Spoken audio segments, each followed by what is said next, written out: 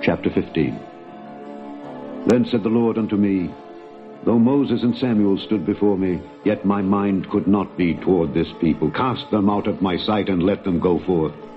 And it shall come to pass, if they say unto thee, Whither shall we go forth? Then thou shalt tell them, Thus saith the Lord, Such as are for death, to death, and such as are for the sword, to the sword, and such as are for the famine, to the famine, and such as are for the captivity, to the captivity. And I will appoint over them 4 kinds, saith the Lord, the sword to slay, and the dogs to tear, and the fowls of the heaven and the beasts of the earth to devour and destroy.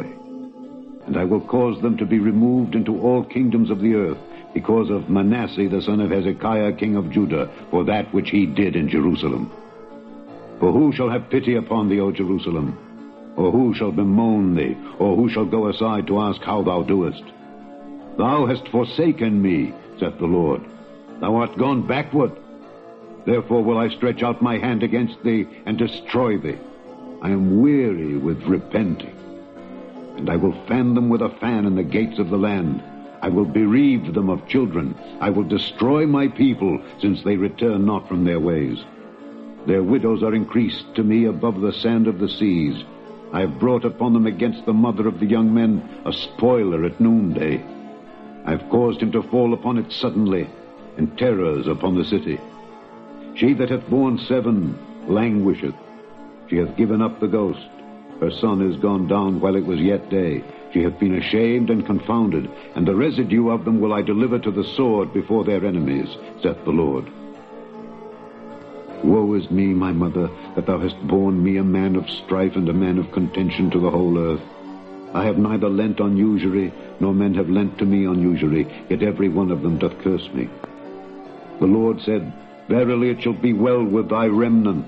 Verily I will cause the enemy to entreat thee well in the time of evil and in the time of affliction. Shall iron break the northern iron and the steel?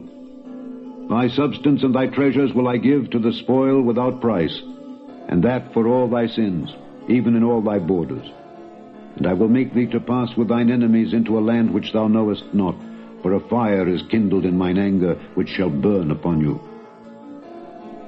O Lord, thou knowest.